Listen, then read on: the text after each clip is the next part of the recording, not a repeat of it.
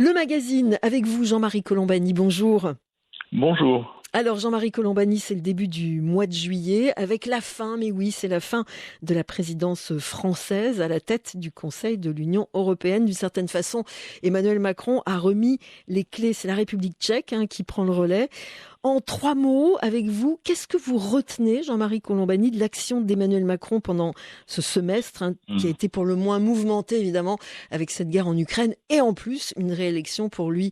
Qu'est-ce que vous retenez donc de ces 6 mois de Emmanuel Macron?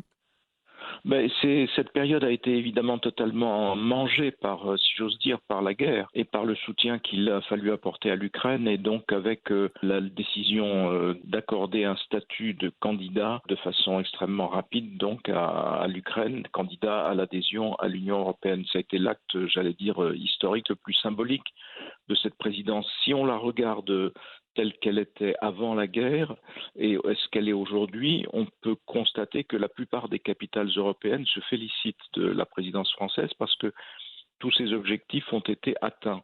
Le dernier en date étant un objectif concernant la lutte contre le réchauffement climatique, et que le consensus a été obtenu la veille même de la fin de la présidence française. En revanche, il y a un obstacle qui n'a toujours pas été levé, c'est la fameuse taxe universelle. Les uns et les autres s'étaient promis de faire voter, sauf la Hongrie qui continue Mhm. de mettre un petit peu son veto, mais les diplomates français ne désespèrent pas que tout cela aboutisse à un compromis avec notamment la présidence tchèque. Donc voilà, globalement, vu de l'extérieur et vu des autres pays européens, ça a été une bonne présidence, mais encore une fois, qui a été en plus totalement éclipsée La guerre. dans son contenu par la guerre.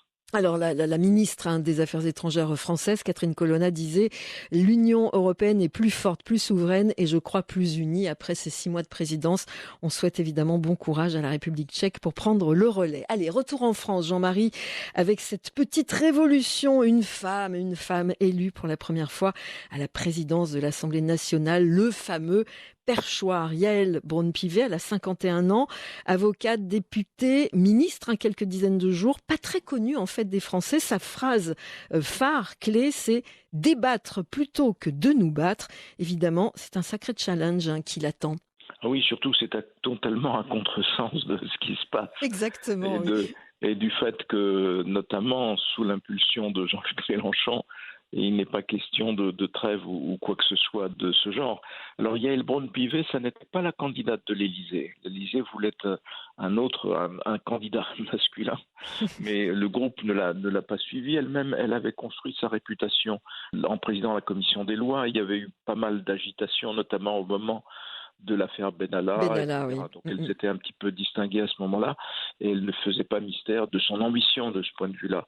Elle ne sera pas nécessairement tout le temps d'accord avec Emmanuel Macron, mais elle est dans un rôle là où elle n'interviendra pas concrètement dans les débats, mais où en même temps, l'art et la manière qu'elle aura de présider sera importante pour le climat politique dans le pays, même si elle aura évidemment fort à faire, parce que encore une fois, à la gauche de la gauche, il y a une volonté au contraire d'en découdre et non pas de recoudre.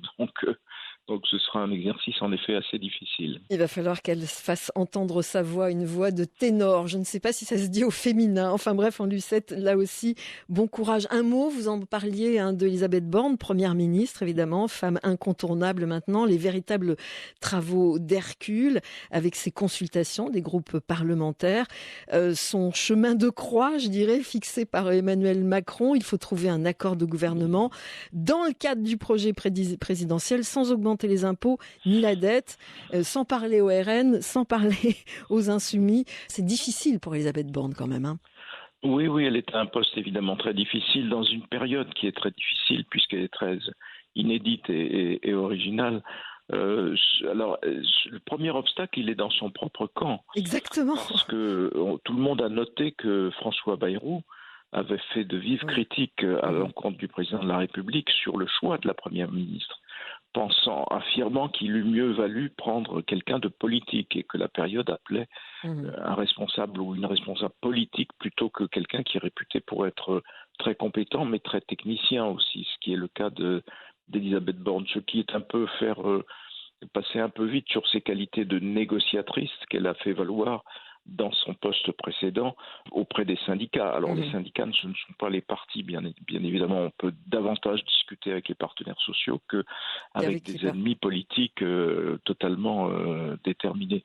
Donc en effet, son cahier des charges est très difficile, mais ce qu'il faut comprendre, c'est que ça va être une cohabitation un peu particulière, parce que cohabitation avec les autres partis de la majorité, je citais tout à l'heure François Bayrou, qui sera exigeant, obligation, si vous voulez, d'obtenir texte par texte une majorité. Je prends par exemple l'exemple du texte sur le pouvoir d'achat. Mhm. Moi, je pense que Marine Le Pen s'abstiendra, voire votera certains des articles de ce texte, pour bien montrer qu'elle est constructive et qu'elle n'est pas dans une obstruction.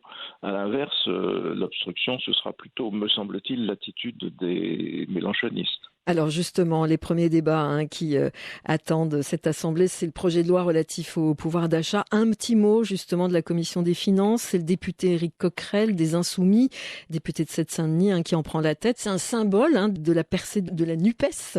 Oui, c'est d'un double symbole. D'abord, c'est le fait que ce groupe est évidemment plus nombreux, même si, l'intergroupe, plus exactement, l'addition de tous les groupes qui forment la nouvelle Union populaire est évidemment plus nombreux que le nombre de députés du Rassemblement national. Et il y a surtout le symbole de ce que n'est plus le Parti socialiste, de la soumission totale du Parti socialiste à l'extrême gauche, parce que dans les rangs du Parti socialiste, il y a Valérie Rabault, qui est très compétente sur les matières budgétaires, qui est donc socialiste, et qui était au fond la candidate idéale Idéal, oui, par c'est vrai. rapport au reste de l'Assemblée nationale, parce que sa compétence n'aurait pas été mise en doute. Mais Valérie Rabault a été écartée au profit d'un lieutenant, d'un des plus proches, sinon d'un des bras droits De de Jean-Luc Jean-Luc Mélenchon. Mélenchon, parce que c'est un choix politique. Et donc, Éric Coquerel, à la tête de cette commission, qui est en effet très importante, va faire de la politique. Je ne veux pas bloquer pour bloquer, mais je peux bloquer pour de bonnes raisons. Donc, il faudra s'attendre à un certain nombre de blocages. Merci beaucoup Jean-Marie Colombani d'avoir été avec nous pour ce magazine de la politique française. Je vous souhaite un excellent week-end. Merci à vous.